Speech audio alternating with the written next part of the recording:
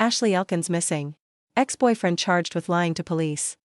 Ashley Elkins, 30, a mother of two young boys from Warren, Michigan and outer city of Detroit, went missing on January 2, 2025. It was reported that she left home to run some errands and later texted her family an odd text, "Aw, man." Finding Ashley's reply to be unusual, a family member decided to FaceTime her, but she did not answer. A few hours later, another family member received a text from Ashley saying she was going to stop at a neighborhood beauty supply store since she is a hairstylist. Shortly after sending the text, her phone was turned off and then later turned back on. Later, Ashley's sister checked her location and found that her last location was at her ex-boyfriend's apartment at 20900 Pinehurst, Roseville, Michigan, a neighboring city of Warren, where Ashley lives. When the family found her location, they went to the ex-boyfriend's apartment but did not see Ashley's or his car. It is said that he had been reaching out to her to possibly get back together. On Wednesday, January 8, Ashley's car was discovered behind a dumpster near her ex-boyfriend's apartment and police started the search of his apartment. They help finding her. That is like I'm not having enough help. DeAndre Booker, 32, was arrested January 9 and charged with lying to a peace officer during a criminal investigation and is being held on a $250,000 cash surety bond. Booker. Mr. Booker, state your name for the court, please. DeAndre Booker. And thank you. Good morning, Your Honor. Steve Fox on behalf of the people. All right, and Detective Lesbrance, can you please go to the table next to Mr. Kane? Mr. Booker, did you talk to Mr. Kane today? Yes. Did he go over your rights with you? Yes. Did you understand all of those rights? Yes. Do you have any questions regarding your rights? No. All right, I'm going to enter a not guilty plea for purposes of arraignment. With regard to bond, we'll start with Mr. Kane. Your Honor, Mr. Booker is 32 years old. He's in custody on this charge. He states he is not employed. He lives at the same address. He also states he's not on probation or parole. I'd recommend a reasonable bond in this matter. All right, and Mr. Fox. Thank you. Good morning, Your Honor. Obviously, we're here on a 4-year felony for lying to a peace officer on a violent crime investigation. This is, of course, as Your Honor is aware, involving Ms. Elkins. And the court is to consider MCR 6.106F and MCL 765.6, a number of factors. I'm going to hit on a few if you don't mind. The first is the protection of the public. The underlying matter, although not the charge specifically, but the underlying matter obviously involves a crime of violence, potentially. We are still seeking Ms. Elkins. The defendant we suspect and believe may know where she is, and a concern is her safety if, God forbid, the worst has not happened yet.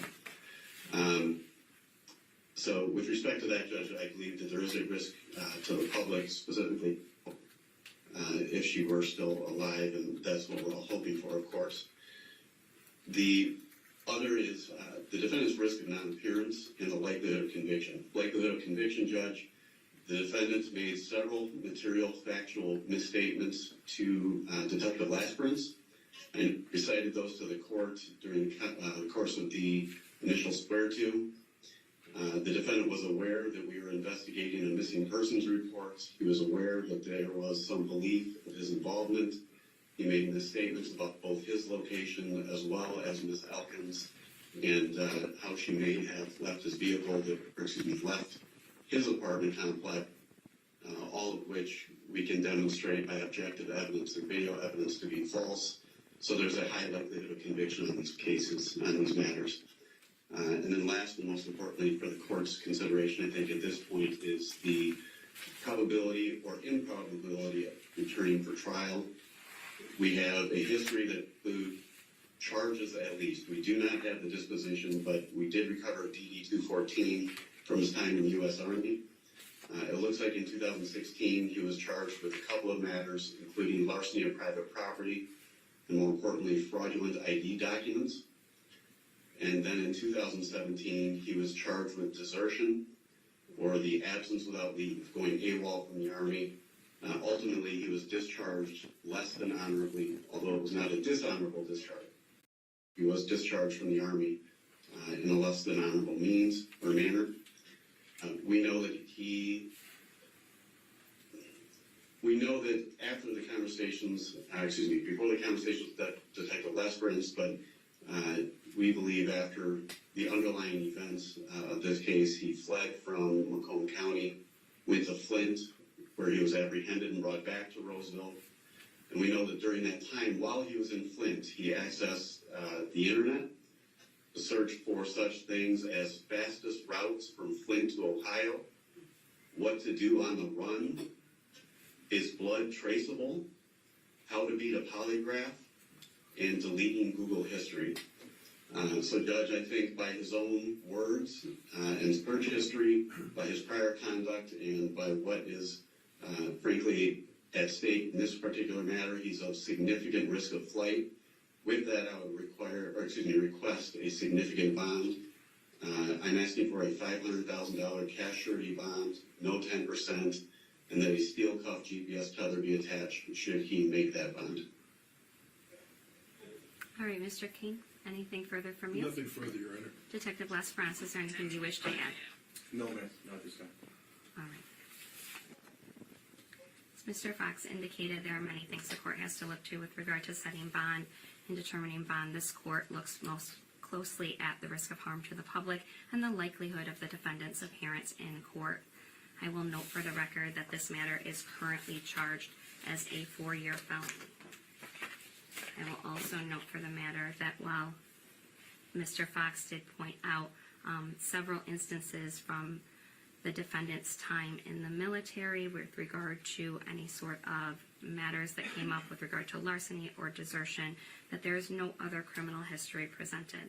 But that being said, the matter being investigated does involve a missing person, which is a very serious matter. And the court takes very seriously that the allegations being made are that the defendant is lying to a police officer regarding material facts about a missing person at this time. That gives the court great concern about the risk of harm to the public and the likelihood that the defendant will make sure that he appears in court for both this matter and any potential further charges that may be brought by the prosecution. At this time, the court is going to assess a bond in the amount of $250,000 cash surety, steel cuff tether prior to any release. The PCC date in this matter will be January 22nd, 2025 at 8:30 a.m. on Zoom in front of Judge Bodecker. The exam date will be January 29th, 2025 at 8:30 a.m. in person in front of Judge Bodecker. I have referred the matter to the Office of the Public Defender for appointment of counsel at this time. If the defendant does retain counsel, that counsel can send in a substitution of attorney. Is there anything further from any party? I apologize, Judge. Just one clear. You indicate steel cuff tether. That is with GPS, correct? Yes. Thank you. Nothing further from the people, Judge. Anything further, Mr. King? Okay. You guys are all set today. Have a good day. A family spokesperson stated that they believe foul play was involved and that police have collected substantial evidence in Booker's apartment indicating that Ashley was murdered. They do not have her body yet, but they have solid leads on where to find it.